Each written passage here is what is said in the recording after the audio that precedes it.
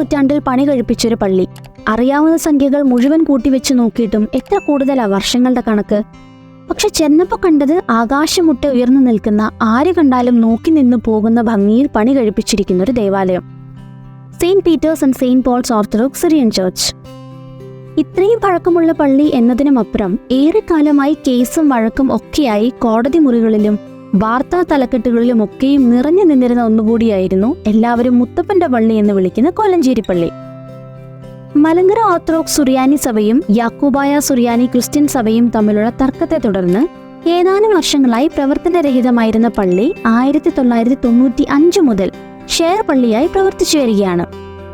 കീഴ്ക്കോടതികളിൽ നിന്ന് കേസ് തുടങ്ങി ഇന്ത്യയുടെ സുപ്രീം കോടതിയിലെത്തുകയും 2017 ജൂലൈ 3 സുപ്രീം കോടതി മലങ്കര ഓർത്തഡോക്സ് സുറിയാനി സഭയ്ക്ക് അനുകൂലമായി വിധി പുറപ്പെടുവിക്കുകയും ചെയ്തു.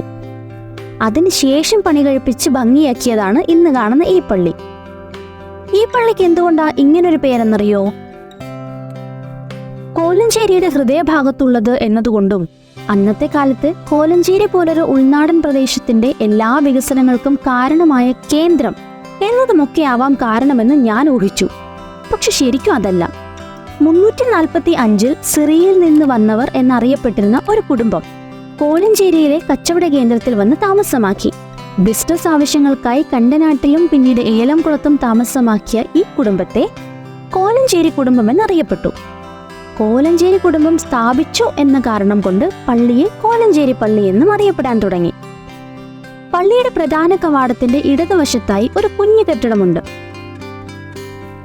കാണുമ്പോൾ ഒരു ചാപ്പൽ പോലെ തോന്നുമെങ്കിലും അതല്ല. പണ്ട് ഇടവകകൾ സന്ദർശിക്കുന്നതിനിടെ കണ്ടനാട് പള്ളിയിൽ വെച്ച് മാർത്തോമ 7 മരണപ്പെടുകയുണ്ടായി. മൃതദേഹം കടമറ്റം സെയിന്റ് ജോർജ് പള്ളിയിലേക്ക് കൊണ്ടുപോകാൻ തീരുമാനമായെങ്കിലും വഴിമധ്യേ കോലഞ്ചേരി പള്ളിയിലെത്തിച്ച് ആദരാഞ്ജലികൾ അർപ്പിക്കപ്പെട്ടു. കുറച്ചുകാലം കോലഞ്ചേരി പള്ളി അദ്ദേഹത്തിന്റെ ക്വാർട്ടേഴ്സ് കൂടിയായിരുന്നതിനാൽ മൃതദേഹം അവിടെ സംസ്കരിക്കണമെന്ന് ഇടവകകൾ ആവശ്യപ്പെട്ടതിന്റെ ബാക്കിയാണ് ദാ ഈ കാണുന്നത്. പള്ളിക്കുള്ളിൽ അലങ്കരിച്ചിരിക്കുന്ന തൂക്കുവിളക്കുകളൊക്കെ ഭയങ്കര പ്രസിദ്ധമാണ്. ഒപ്പം തന്നെ പഴമയുടെ മാറ്റുകൂട്ടുന്ന ചുവർ ചിത്രങ്ങളും അൾത്താരയുടെ പെയിന്റിങ്ങും എല്ലാം. കയറി വിശദമായി ഷൂട്ട് ചെയ്യണമെന്ന പ്ലാനോടുകൂടി തന്നെയാണ് ഞങ്ങൾ വന്നത്. പക്ഷെ വന്നിറങ്ങിയ സമയത്ത് അവിടെ ഒരു വിവാഹ കൂദാശ നടക്കുമായിരുന്നു. നമ്മുടെ ആവശ്യങ്ങളെക്കാൾ വലുതാണല്ലോ ചില സമയത്ത് ഔചിത്യബോധം. അതുകൊണ്ട് അവരെ ശല്യം ചെയ്യാതെ ബാക്കി കാര്യങ്ങളൊക്കെ ഷൂട്ട് ചെയ്തു. ഇവിടെ വന്നിട്ടുള്ളവർ പറയുന്നത് പണ്ട് പള്ളിയുടെ മുകളിൽ വരെ കയറാൻ പറ്റുമായിരുന്നു അത്രേ. അതുപോലെ സിനിമയിലൊക്കെ കാണുന്ന പോലൊരു ശവമഞ്ചമൊക്കെ ഇവിടെ ഉണ്ടായിരുന്നുവെന്നും. പക്ഷെ ഇന്നത് കാണാനില്ല. ഏതായാലും ഇതൊരു വ്യത്യസ്ത അനുഭവമായിരുന്നു കേട്ടോ.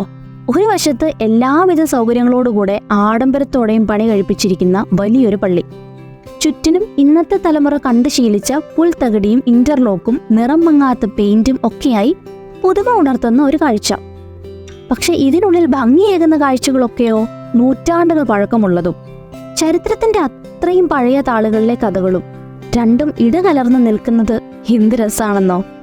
വീഡിയോ ഇഷ്ടമായാൽ please like, share, subscribe. Thank you.